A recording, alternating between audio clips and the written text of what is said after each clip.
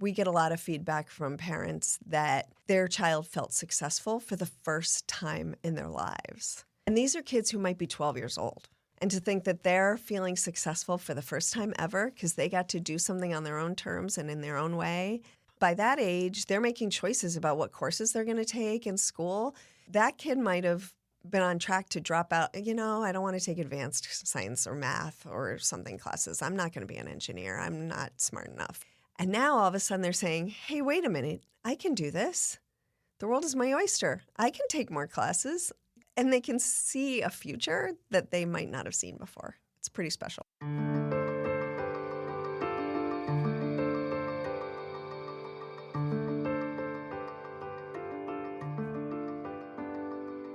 Hi, I'm Jeff Holden. Welcome to the Nonprofit Podcast Network. Our purpose and passion is to highlight a nonprofit organization in each weekly episode, giving that organization an opportunity to tell their story in their words to better inform and educate the respective communities they serve, as well as provide one more tool for them to share their message to constituents and donors. Our goal is to help build stronger communities through shared voices and to both encourage and support the growth of local nonprofit organizations through podcasting. Thanks to our founding partners for their foresight in helping us transform the way conversations start. CapTrust, fiduciary advice for endowments and foundations. Runyon Saltzman Incorporated, RSE, marketing, advertising, and public relations creating integrated communications committed to improving lives. And Western Health Advantage, a full-service healthcare plan for individuals, employer groups, and families. Sacramento is home to many great museums, and we're fortunate for that. But this discussion is going to be about what I would suggest is the most visible museum in town, in the region even. It's one many of us have seen and may have even questioned what it was because its name is actually an acronym. MOSAC. We know it as that iconic building just as you enter downtown on Interstate 5. But what is it, this oddly organized, gray-domed and red-boxed assembly of shapes? MOSAC, Museum of Science and Curiosity. What a great name. And another iconic business is a part of that name as the primary organization responsible for the museum. Of course, it's another acronym most of us know, SMUD, or the Sacramento Metropolitan Utility District. Two acronyms, two community icons, one unbelievable result. My bias for the museum is evident in the episode, so we'll let that speak for itself. But we're also fortunate to have a woman as executive director who comes from a science background and has made a career in museum leadership. Interestingly enough, all the museums on her resume have science in their name. Museum of Science Boston, Science World Vancouver, St. Louis Science Center, and now she can add SMUD's Museum of Science and Curiosity to her curricula vitae. Andrea Durham, welcome to the Nonprofit Podcast Network. Thank you for having me. I'm so happy to have you here because the experience of what you represent at the museum, and that is the Museum of Science and Curiosity, MOSAC, and we'll get into that in just a second, is so much more than what people might expect of a museum. And I've had the benefit of being there now a couple of times, and the experience is what is unique because it's a tactile, it's an audio, it's a complete sensory engagement experience when you're at the museum with so many of the exhibits. Absolutely. You just can't help but dive in. That's the idea. Tell us a little bit about how it all came together, how the museum actually evolved, and now we have this wonderful place for Sacramentans to visit and engage and experience. Well, the organization has existed for a long time, something in the neighborhood of 70 years. There was a small museum called the Discovery Center. I remember the museum. I didn't realize they were the outgrowth of each other. Exactly. And the board of directors had a really visionary imagination that we should have, that Sacramento, a city like Sacramento, deserves a proper science center of the scale of our city. and to serve our city. And so they launched this big vision of creating a bigger science center that could serve more people. And that vision, along with the broken down PG&E historic building, came together. Make a very long story short, MOSAC came to be. That building was restored, and then an addition was put on to give us a state-of-the-art planetarium and lobby and various amenities. And so MOSAC came to be through the hard work of many, many, many committed Sacramentans. And it's so exciting that we were able to do that. And I know it was like a 12, 15-year process to make this all happen for so many reasons, because of environmental and the building itself and the earthquake retrofits and then the new facility. And then, of course, the capital funding to make it all work. Exactly. It was I think it was closer to a 20-year project. Yeah. And a lot of money and effort by a lot of people went into that. It is amazing the success of what they built from that dream. And we'll get there a little bit in the conversation too. When I was there the other day, as I was walking through the parking lot, busload after busload after busload. There were 5 buses of Elk Grove Unified School District. Then up rolls 3 more buses from Roseville. I can only imagine the attendees that you get at the museum over the course of a year. Who is the museum really built for? Well, first of all, today we got busloads from Chico. Oh, my goodness. Right? Can you imagine? So they were having a blast when I left the museum to come over here. So it was built for everybody. We're really here to serve our whole community and beyond. Northern California, really, as I just mentioned with these kids north. From Chico. And so we have everything from a toddler area. I mean, I see people, sometimes I can't help it, and I stop somebody because they've got a teeny tiny baby, and I say, how old is that baby? And they'll say like 3 weeks. And I say, well, never too young to start learning STEM. No. Usually they're there with another child that's running around. But everything from toddlers, we have a beautiful little toddler zone, we get busloads of seniors coming in to just have a blast. A fun fact is the number one reason nationally that people come to science museums or science centers, and we kind of use those words interchangeably in my world, is to have a quality experience together. So it doesn't matter how old you are. You see them coming in the front door all the time. They might be 18-year-olds here on a date, or a group of seniors, or just a couple. And it's really an experience that anybody can have. And it brings people, what I love is it brings people closer together. So I talked to a family last Monday that came in. They stayed for 5 hours. And they kept texting me and saying, we didn't know it was for everybody. There's a group of adults right next to us engaged in building Mars rovers for half an hour. And they're just 4 adults. And we're just having so much fun among all kinds of people here. We had no idea it was for everybody. And that's the reaction most people give us, which is, we didn't know. You didn't know. We don't expect to be so immersed in the experience of the exhibits. Right. I think that's the neat part of it, whether you're 2 or 80. Exactly. And sometimes my favorite thing is 3 generations. When I see 3 generations building something together, like super concentrating together and having banter. And I also know that next week they're going to still be talking about it at the dinner table. Right. And yes, people learn things along the way. People like to come and learn, but their primary reason for coming is to have fun. There isn't anything like it. It's a unique experience.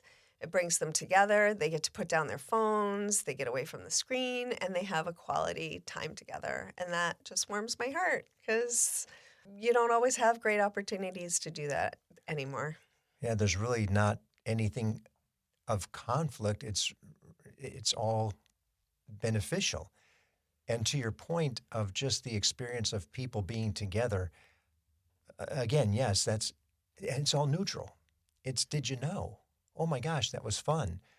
I remember that is how I went through it with all those emotions from things when you go through the space center of Oh, I remember watching that on TV. You have an old TV that was like what we Right. watched it on, which is great. And just experiencing some of it over again is so neat. And for those of us who are of whatever age, where you see something that relives that experience, it only further enhances the relationship too, when you can really share it together with somebody else who gets what you're talking about. Right. And making memories together. It's priceless. Right. Oh, there you go. That's what MOSAC is. It's priceless. Back to the attendees. There are all sorts, socioeconomic and education and age. It does serve a purpose beyond just the experience, because we're talking about STEM and teaching kids predominantly about science, technology, Engineering and math. And they added an A in there now Sometimes too for we STEAM, call it right? STEAM, yep, the arts, because these days in the modern world we live in, we really think of those things as integrated. So it's not just like, oh, we're going to hang a picture on the wall and we're going to call it STEAM. It's more so really sophisticated curriculum now is project-based, and all those things are integrated. Really great project work happens in schools that get kids immersed in all of those, and they can see the interconnectedness. That's the way the world lives, right? Mm-hmm. Your world is not just, oh, right now I'm thinking about biology. And then, a few minutes later, now I am going to do math. Like, that's not the way our world is, right? So those things in the world are integrated, and in a really engaging project at school, they're integrated. And so that's where the word STEAM really comes in. Well, and we think about art is engineered in so many cases. I look at it, I think this whomever that artist was had to be way beyond just that creative concept of scratching something out on a piece of paper. I mean, go back to one of Picasso's big designs, like in the city of Chicago. That had to be engineered. When you think of the science and technology of paint, Yes. that is thousands of years old. Yes. That is science and technology. Yeah. And even the rabbit at our Sacramento airport, it didn't get up there. It didn't get built. And somebody had to engineer this concept that the artist had. So the elements of what we think of as art tied into engineering and math, it's just all so integrated, as you said. Yeah. And one of the things we take pride in is that it's very self-directed learning. And people love that. People want to have control over their own learning. 95% of learning happens outside of school. And so we're all about self-directed, self-activated learning. You get to take learning into your own hands and learn what you want to learn. And one of the things we love is that it really stimulates people to do more learning. So you might see, you're talking about memories of the space program. You might also go home and it might make you curious and think, oh, I have some other questions about space and travel in space. I'm going to look that up. Right. I'm going to keep learning. And that's what we want to encourage is lifelong learning, realizing that science and digging into more learning about it is really fun on your own terms. Right. When you don't have to because it's a class or whatever. Right. Nothing against school. Right. We love school and schools, but this is augmenting that, right?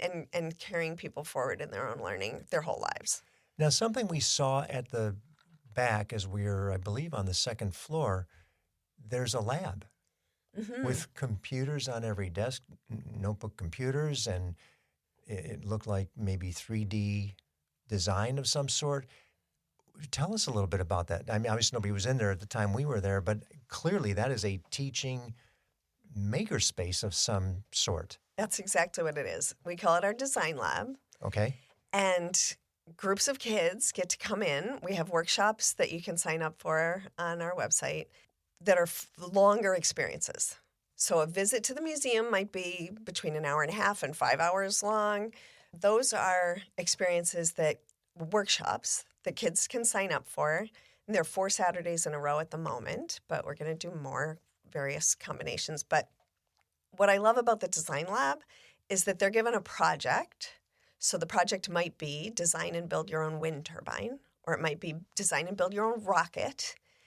And they're given all the tools they need. And we have facilitators that give them guidance, but they're doing their own project-based, self-directed learning. They're taking it in their own direction. So we give them a computer with a real CAD program. There are soldering irons that they learn how to use safely. We have laser cutters. We have 3D printers, all these resources available to them. And they design their rocket. They get to go outside and shoot it off and see how it does. And then they can come back inside and redesign their rocket. And what I really love is that we're really changing kids' lives. We get a lot of feedback from parents that their child felt successful for the first time in their lives. And these are kids who might be 12 years old. And to think that they're feeling successful for the first time ever because they got to do something on their own terms and in their own way. And that just, I mean, sometimes I tell stories about kids in that space and people's eyes tear up. I mean, it's really making a difference, and it makes kids, by that age, they're making choices about what courses they're going to take in school. That kid might have been on track to drop out. I don't want to take advanced science or math or something classes. I'm not going to be an engineer. I'm not smart enough, or And now all of a sudden they're saying, hey, wait a minute, I can do this. The world is my oyster. I can take more classes. And they can see a future that they might not have seen before. It's pretty special. Well, I can certainly appreciate that, too, because you've got the diversity of opportunity in there, from biological to mechanical to electronic, whatever. Maybe they were overwhelmed at just the thought of all of it, and all of a sudden they find one that they really enjoyed and had a great time. Then it's a whole different experience. Then I can do this. Yeah. I like that, and I was good at it, and somebody said I was good at it. So that reinforcement that can come from just that experience is amazing. Absolutely. And our team is so great at facilitating in just the right way that the kids really own it. They give just as much help as the kid asks for.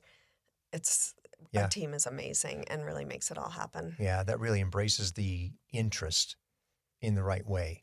Yep. And then they take that back, and it comes back, as you said, to the dinner table, to the school, to the classroom, to the friends, whatever it may be. Yep. There are so many exhibits, and I love almost all of them. Are there a few that you can highlight? Let's see if they're the same as the ones I really like, that you would say are the significant, these are really unique and they really engage a lot of people that you see more often or hear more often about? It's a little like asking me who my favorite kid is. I know. Then you tell me about the ones that are already gone. Oh, but it's already gone. I would say, we have some real crowd pleasers. And I would say one of them is we have a water exhibit. So the philosophy of MOSAC was that we would create spaces that highlighted the huge challenges of our world, that we are facing some wicked challenges in this world. But we don't want to depress people. We want to get people involved in making the world a better place. So we want to present those challenges, but we present them in a local, place-based lens. So our water exhibit's a great example of that. You can very easily imagine, yes, water is a global problem.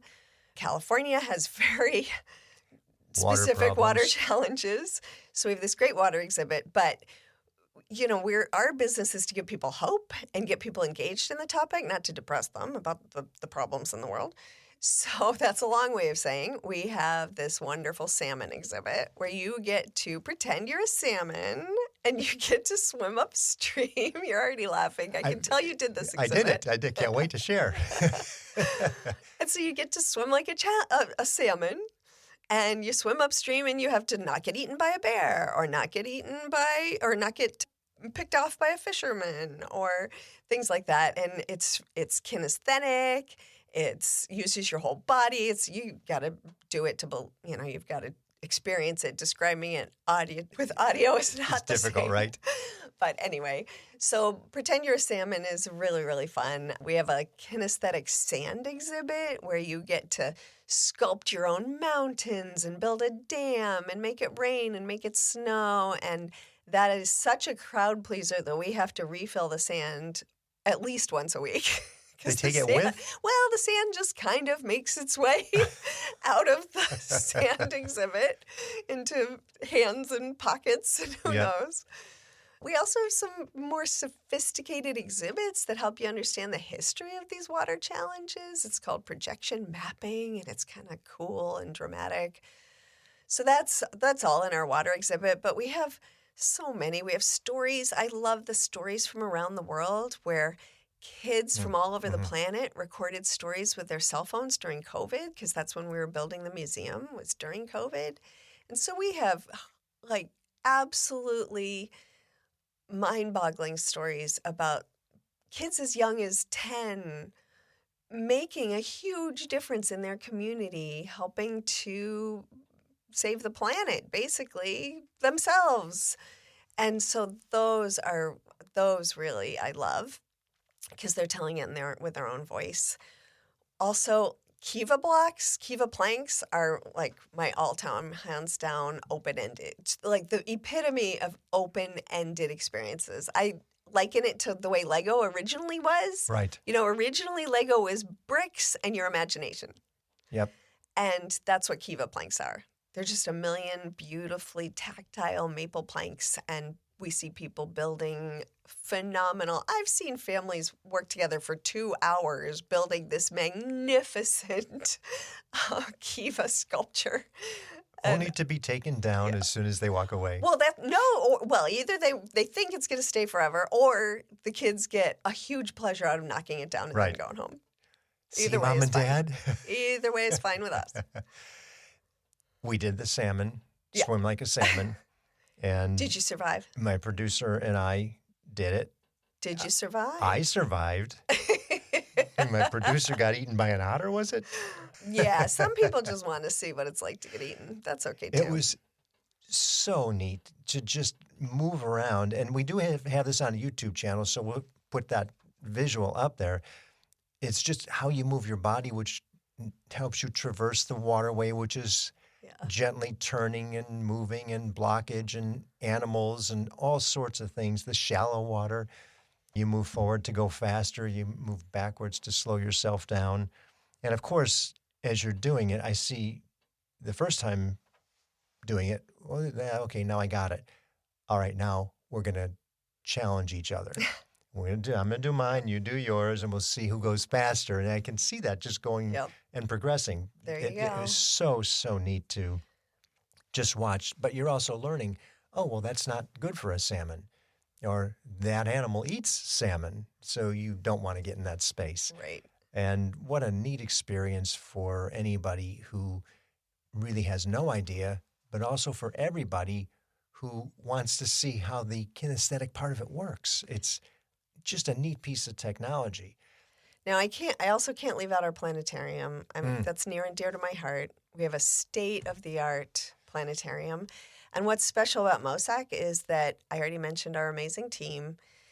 We only do live shows for planetarium shows in there. And so the team members are trained in, I don't know how they memorize all these astronomy facts, and they help you explore our solar system, learn about our planets close to us, or you can go to mind-boggling places in the universe. And you really have to see a planetarium show. It's, again, describing it is lame. But our team, we don't have any like pre-recorded, pre-filmed anything. It's all live, taking you on a tour through the universe or through the planets. And our team, they answer questions and they just bring it to life for people. And it's really special. Whoever was responsible for the showing that was coming up when we were there was kind enough to change the scene when we walked in from what it was. He said, "This is better. Awesome. Get this," when we were shooting some video of it. And the people who were in the seats for the next exhibit, next showing, they were talking about, I had no idea what they were talking about, but the constellations, and there's that, and there's this, and oh my gosh, I have no clue what they're talking about other than like the Big Dipper. Yeah. And they were pointing out multiple different constellations. So it was really neat that they were aware, but more so just what a beautiful scene it was and how serene. Yeah. I could imagine just put that up there. Let me take a break. I'm going to lay on the floor and just stare for 15 minutes to, decompress. Yeah, I should remember that next time I'm struggling We haven't with done something. that yet. I can't imagine. And to your point on the thing that you were talking about with sand, the technology that went into that exhibit, that one is so hard to explain what you see. You hold these wands over the landscape, which is our valley, and it creates... Makes it rain. Rain or snow, and if you have too much of it, it floods, your dam breaks. And this is all virtual, but... Except the sand is real. But created by you with some of the elements. If you say, well, I need to protect that part of the valley, I can do that. I'll put up a dam here. And then when you do, the water fills up in the back. And this is all virtual, but in 3 dimensions. It's so hard to explain. That's why the technology of it to me is... Come do it. You must see it. You must do it. You must see it. All right, we can go on forever on the exhibits. And True. I just so enjoyed myself with that. And when we had our kids, our grandkids there, and kids, we were the 3 generations there. Yep. Everybody was playing off in something different. The twins are 4 years old, so theirs was a little bit more on the tactile stuff. They loved the blocks and playing in there, and the stage. There was a stage there. They were up on that stage having a grand time. And of course, we were looking at other stuff as my son and his wife, my wife. It was just so much fun as an experience for the family. And we really intentionally design every space so that 3 generations can find something to do within the same space. So, you don't lose your 4-year-olds, which is always a good thing. Or not necessarily. Because what you don't want is to have a space where just one of those generations is interested and the other people are like, can we go home now? Right. So we really try hard. So I'm really glad it worked for your family. Oh, they drifted off into the coloring table. Wait, there's all this stuff for you to engage with and see. And I noticed yesterday the same thing. There were groups of kids going over to the coloring table and they were scratching out stuff. But some of it, what they were doing was stuff they had just seen. Exactly. It was bones or it was little animals or whatever it may be. That's purposeful. It's all well thought out and designed by our team. Great job. Thank you. Great job. I'm very proud of everybody. Question for you with regard to community interaction, collaborators. You have so much to offer to so many different organizations. Who do you work with a lot in terms of the community, besides, let's say, the obvious, the school districts and the schools? We have a wonderful partnership with UC Davis and UC Davis Health.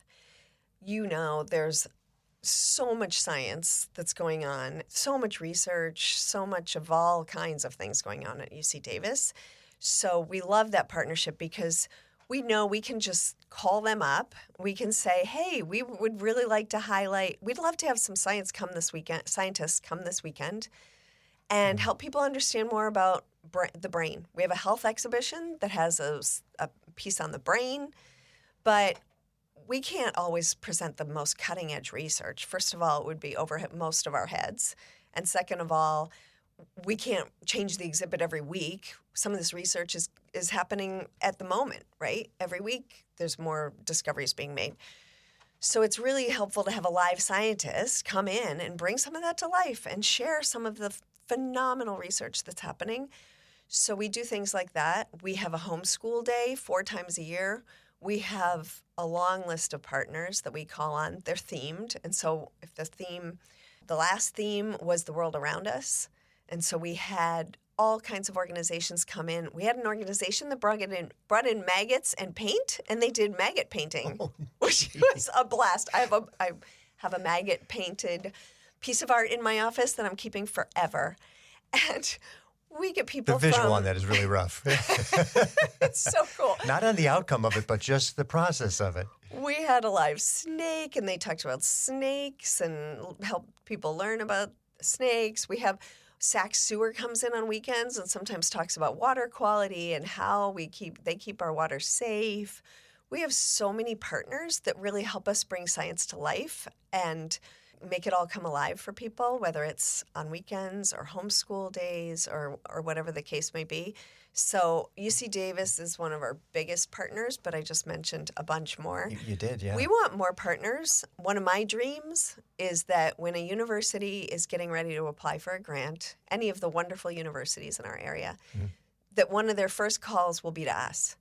Because all researchers are required to share their research with the public. It's important. It's public funding. It's important that the public know what discoveries are going to be made through that research. And so they need to have a public communication component.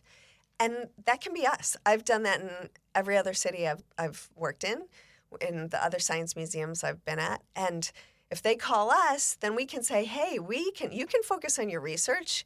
We can help you communicate it to the public. We can put it in the public's vernacular in a way they can understand. And we can bring your research to life with you at the museum. And it's such a win-win. It's a beautiful partnership. And it's a great source of funding for us. And, it's a total classic win-win. Right. And so my dream is that they all know we're here and we're all ready to do that public communication with you. And you're doing a great job of voicing it right here, too, which is important. I'm trying. Well, not to mention, then the public gets engaged with it, whereas if they don't get to see it and understand it and experience it, they really don't know why it's good. And sometimes they can be scared. Lack of knowledge sometimes creates fear. So it's really good. There was years ago, it was okay for people to just do research in basements and nobody really knew or understood. That just doesn't really happen anymore. Right. I love the concept of that full circle 360 integration from research to experience and public comment. And you get feedback that way too. You get a better understanding of, well, maybe I was off a little bit on that concept. The community is not as involved or maybe even concerned as we think they should be. Right. So how do we manage that out? Because in some cases we need them to be involved. Almost every scientist that comes is blown away by the questions they get, and it helps them be better researchers. I can imagine. Right? Sometimes they'll say, I never thought of that question, but that actually might make me think a little differently about this research I'm doing, right. or make me want to go back to the lab and explore some more. It's very rewarding for everybody. On the point you mentioned in that conversation we just had was something about where there's grant opportunities for the museum, which is a perfect segue to funding. How is the museum funded? So our budget is about $6 million, and roughly half of that comes from admissions. We have fairly affordable admission cost. Then there's what we call ancillary things like parking in our gift shop. And the events. Other half, yep, thank you. Rental, there? yes, thank you. Yes. Rental events. We are open for business. We were talking before we started recording about how you've been to some parties Yes. at the museum. And it's great because you can have a party. It's so much better a party. I'm sorry, Hilton, but the Hilton Ballroom is not MOSAC, right? So it's so much more fun to have a party, especially if you're a science-affiliated organization, to have a party at MOSAC because people can play with the exhibits while they're talking and having a beverage. Anyway, so that's my plug for having your party at MOSAC. As one of the revenue streams. Exactly. So that comprises, so we call that earned revenue, and that's about half of our revenue, and the other half is philanthropic. It's grants, philanthropy from our wonderful donors and supporters, corporations, the city and SMUD, of course, are huge supporters. As I mentioned before, UC Davis. They named our multiverse we have the UC Davis Multiverse Theater, thanks to their giving. So the other half comes from philanthropy. How many people travel through those doors in the course of a year? Last year we had 180,000 people. 25,000 of those were school groups, which we love. Wow. Yeah. Wow. Yeah. And was that easy to accommodate? Yes. Well, I'll qualify that. There are days when we are bursting at the seams. Okay. And there are days when you could have a very solitary experience. Okay. And so it really follows. If you think about your everyday life, you probably wouldn't bring your 3 generations on a Tuesday at 2 o'clock, right?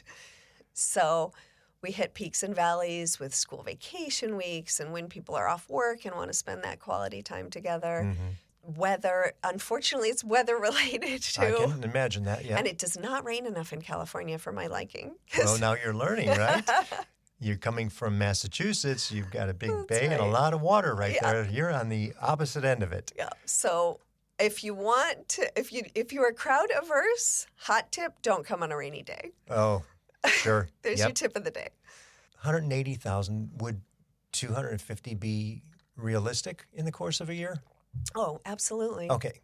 Yeah, we're here to serve everybody. We would like to serve more people. I kind of joke that if I had $1 for every time somebody told me, "Oh yeah, I've driven by on I-5 and I've wondered about that building," or "I've been meaning to go," those dollars would add up to solving our philanthropic goals. Based on the goals. amount of traffic you got. What a wonderful visual it is, and it's so vivid. It's a beautiful, beautiful state-of-the-art building. It is, and the lettering, I'll call it the logo, a little bit different on the building, just stands out and pops so well. That's the best billboard you could ever have. Well, you'd think, Right. but there are a lot of people who still don't know we're here. So thank you for giving me the opportunity to talk about it. We're doing more marketing. We're being more current on social media. We're doing a lot of things. But yes, you're right. We could accommodate a lot more people. We'd love to welcome a lot more people. Ride your bike there. We don't have fabulous public transportation, but we're working on that. And sometimes our parking lot gets full. So again, if you come early, come later in the day. And if I'm not mistaken, the bike trail runs very, very close. So close that I ride my bike to work every day. There we go. Yeah, it's a beautiful bike trail that goes right along the river, and it's not used. Being somebody who bikes to work, I don't see as many people on that bike path as I wish I did. But it goes right from Old Sac. People walk from Old Sac all the time. It's a half a mile from the History Museum to come to MOSAC. So you can walk from Old Sac when you're doing a day out, or you can ride your bike, which is a beautiful trail, as I said, along the river. So there are many ways to get there, and we'd love to have everybody. How many people do you employ? About 52 right now. Okay. About half of those are part-time. We rely heavily on terrific part-time people who might be college students that are picking up some extra money or things like that, people with different schedules. So we have about half full-time and about half part-time to help welcome school groups. We have higher visitation on weekends sometimes, so we have a lot of weekend workers, things like that. Volunteer docents as well? Yes, we have terrific volunteers that help with all kinds of things. They help with helping our visitors in their curiosity journey, but they also help on events. They welcome people to laser shows. Oh, yeah, I have to put in a plug for laser shows. I was going to ask you about that. I saw it on the website, and I was really intrigued by it. They're really fun. People have a great experience because we have a 25,000-watt sound system. So that means there is a subwoofer the size of your refrigerator. We love to talk about that. And so it's like you're at a concert. You get the feeling of being at a live concert, but of course it's not. But you get to experience these fun, creative laser patterns on the dome. And each one is different for the artist. So Billie Eilish has different graphics than Taylor Swift, than AC/DC. We got something for everybody. We even have a movie magic show at 4 o'clock on weekends that's very family friendly. It's songs like from Lion King or Frozen, things like that. And so the laser shows, you can see on our website, we have many, many artists, and people are really, really enjoying those. That sounds like a lot of fun. And it's done in that closed environment, again, of serenity, meaning it's really quiet, so it's probably great acoustics that Terrific. you're getting in acoustics. that dome there. Very experiential. Let's take a quick break from the science discussion with Andrea to hear from the people who make this program possible. I was in the media business for over 35 years and had the great privilege of working with Runyon Saltzman, RSE, Marketing, Advertising, and Public Relations. We collaborated on many different campaigns, but their commitment to the nonprofit sector hasn't changed since their founder, Gene Runyon, started the agency. Over many years and many campaigns, Runyon Saltzman has been committed to improving lives by tackling California's most challenging issues. Guided by research-informed strategies and insightful, creative solutions, RSE develops innovative communications campaigns that raise awareness, educate, and reduce stigma in diverse communities throughout our state and beyond. To learn more about RSE, visit rs-e.com. Hello, this is Scott Thomas with Cap Trust in our Sacramento office. I specialize in working with local nonprofits and associations. Annually, we survey private and public nonprofit organizations across the country to better understand challenges they see in today's environment. In our more recent survey, we heard concerns about proper board governance, mission-aligned investment, and how to implement alternative investments.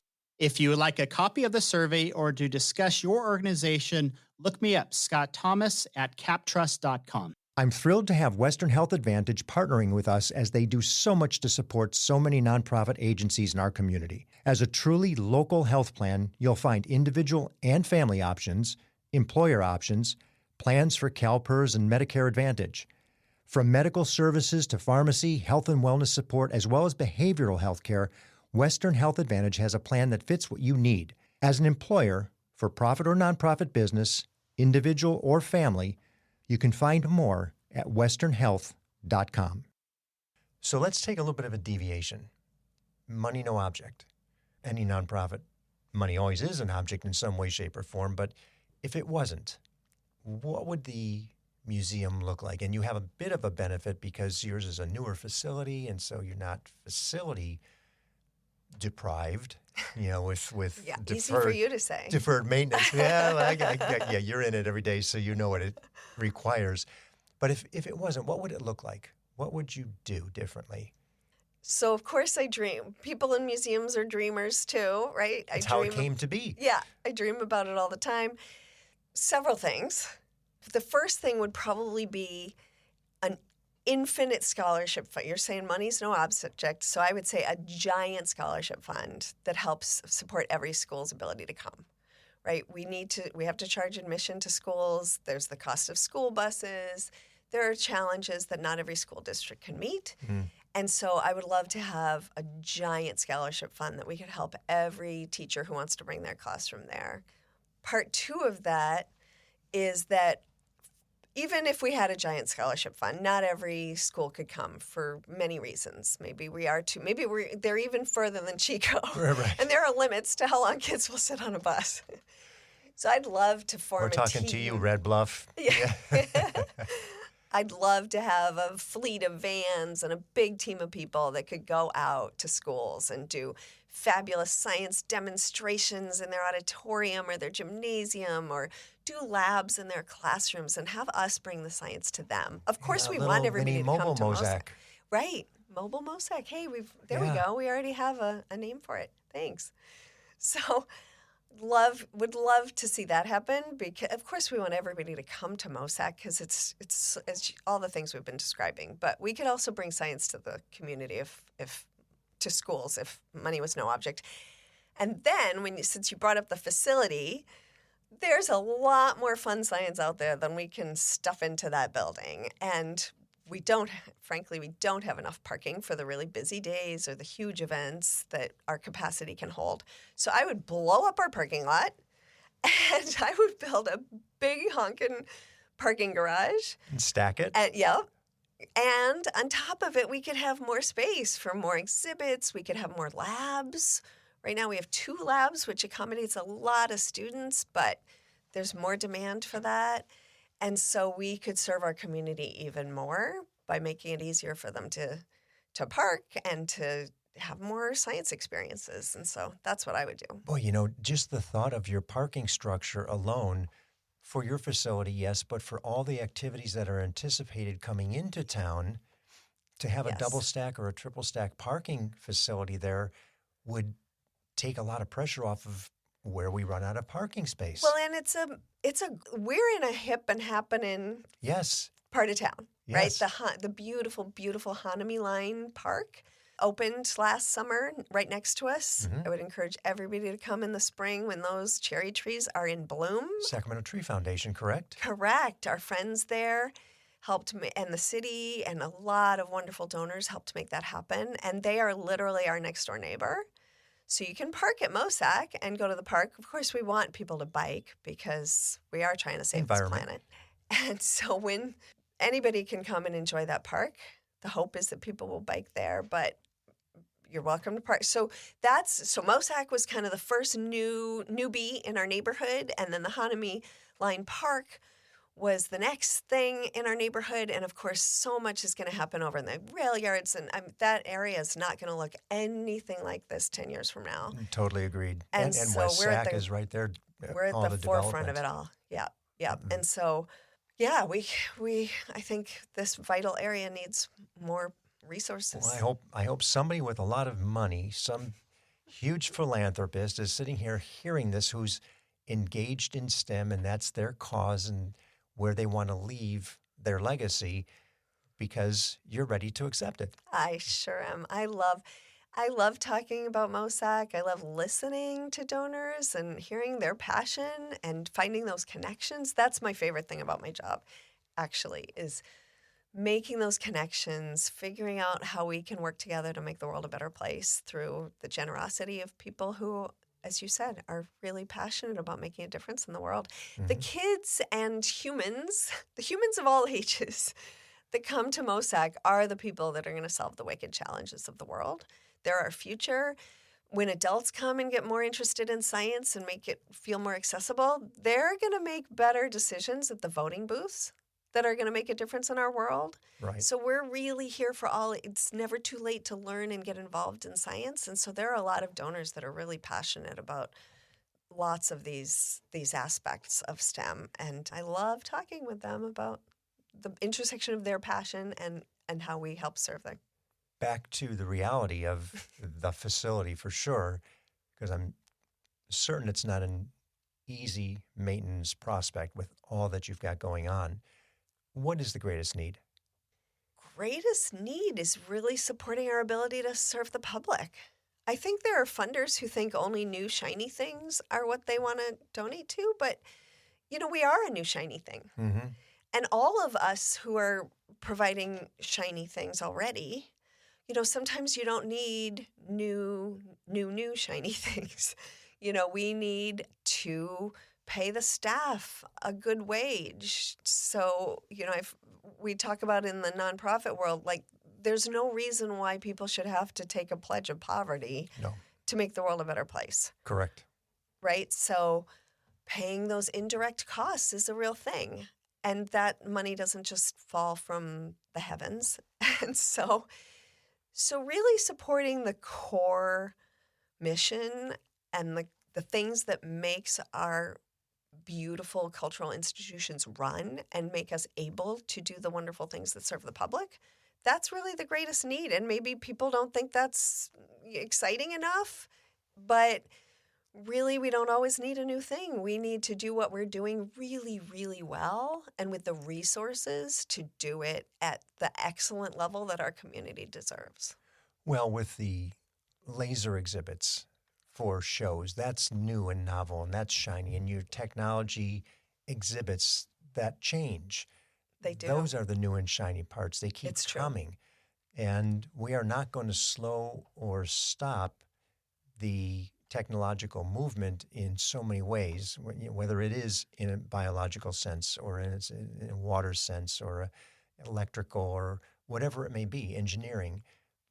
Speaking of, just an aside that I was really intrigued by, is when the original facility was being dismantled, there was a smokestack. And one of the staff was telling me there's a piece of that smokestack in the ceiling, hanging in the ceiling. Yeah, there were 4 smokestacks, actually. Oh, my there goodness. There are 4 of those that really are just kind of evocative of those smokestacks at this point. But yeah. It's so cool that somebody had the foresight to say, hey, let's not get rid of it. Keep a piece of it for posterity in the building. And they're not visible, really, unless somebody points them out. It's a little insider thing. It is. It wasn't. We're sharing a secret. Yeah, that's fun. That's fun. And it was so cool to think, yeah, that is really neat that they did that. There was so much work that went into restoring that beautiful historic building. And I'm a hobby historic preservationist, so I really respect that. And I think our community had a lot of love for that building, so it's really wonderful that it kind of is like full circle. I think that building was built in 1912, and it was abandoned for more than 100 years of its existence. And so it's wonderful that we could do our part to help. It was the PG&E building was the first electricity that came to Sacramento. So it's a little full circle to think that was some of the early STEM in Sacramento, and now it's a STEM institution. But I want to go back to what you said about things changing all the time, because I think that's one of the misconceptions about museums. There are a lot of misconceptions that are like, oh, museum, I wouldn't know what to do in a museum. It's not for me. What is it? So I love that you were talking about how hands-on it is and how, yes, things change all the time. And and those things don't just fall in our laps. That's our fabulous staff, that they're inventing those new activities. They're inventing new programs, new exhibits. We change out our exhibits all the time. And the exhibits themselves change just because they're so open-ended. So we have people who come weekly. Oh, those are really... We do. Those are fans. Yes. We have members that if you look in their record, they came 150 times last year. Good for them. Yeah. Those are people I want to hang around in my neighborhood, say, tell me about, because they're going to know. They've been through that museum. They've experienced so much of it with its changing dynamic and exhibits to say, oh, no, if you do this, or that happens. How do you know all this? Well, it's because... I go to MOSAC every other day. Yeah, I also want to mention that we have an amazing program called Museums for All, and it's a national program. You can look up any museum and see if they're a part of the Museums for All network. Mm-hmm. What it does is it helps us all to serve the public for whom our admission price might be a barrier. So if you are the owner of a SNAP EBT card, you can walk into MOSAC with 3 family members, and we will welcome you for free, completely for free. We started that program soon after I got to MOSAC last year, and in the year and a half we've been welcoming people through that program, we've welcomed over 10,000 people for absolutely free. Who may not have experienced the museum if it wasn't free, because they don't have the means to do so. Yeah. And since you were talking about donors and philanthropy, yes, I will mention that support for that program, I'd love to talk to anybody who wants to have their name on that program as a proud sponsor to help that segment of our community that really, the benefits of kids being exposed to this type of open-ended STEM learning early is almost indescribable. Well, and clearly the need is there with 10,000 coming through. Exactly.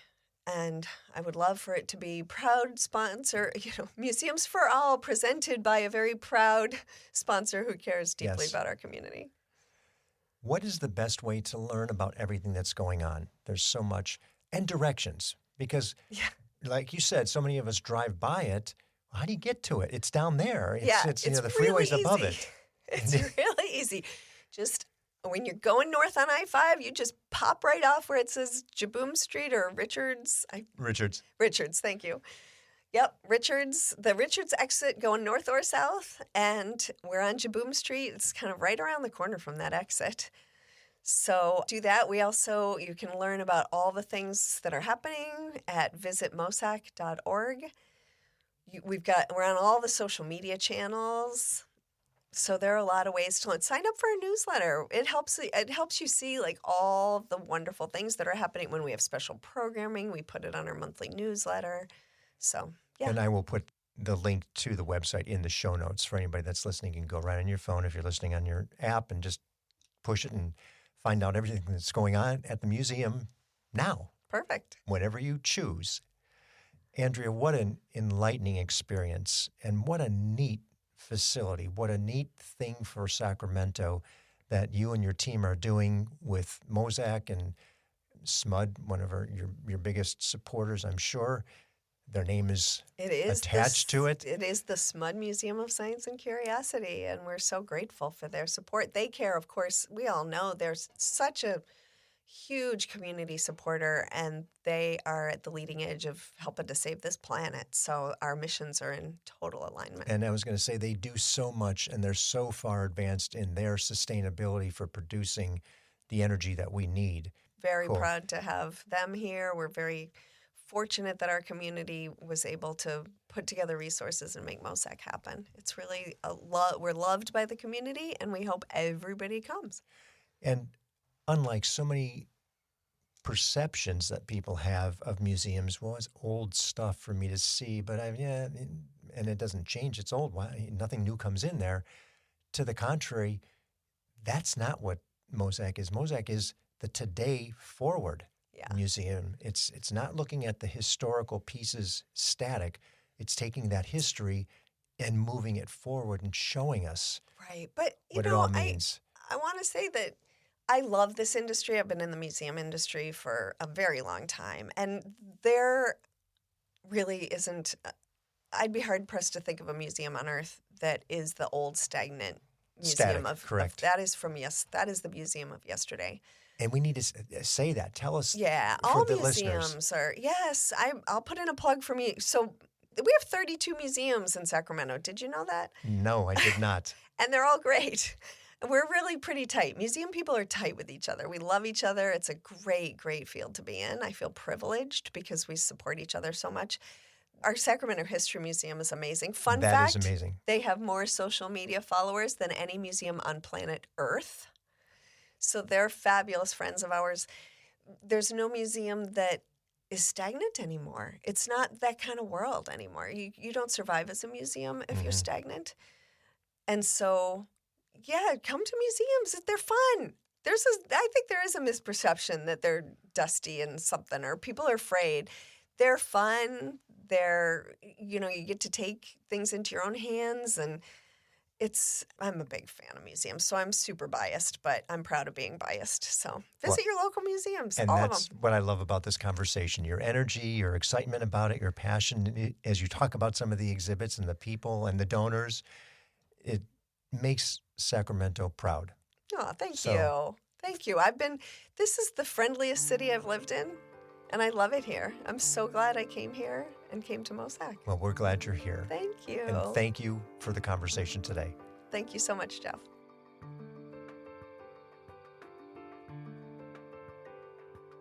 Thank you for listening to the Nonprofit Podcast Network. I hope you enjoyed the episode. If what you heard moved you, please reach out to that organization and do what you can to help. If you like and appreciate what we're doing to support local nonprofits, please give us a positive review, subscribe, and share. If you're a nonprofit with an interest in participating in an episode, you can reach me at jeff@hearmenowstudio.com. If you have a need for the services or products our sponsors offer, please reach out to them. CapTrust, fiduciary advice for endowments and foundations. Runyon Saltzman Incorporated, RSE, marketing, advertising, and public relations, creating integrated communications committed to improving lives. And Western Health Advantage, a full-service healthcare plan for individuals, employer groups, and families. The Nonprofit Podcast Network is a production of, is recorded at, and edited by Hear Me Now Studio.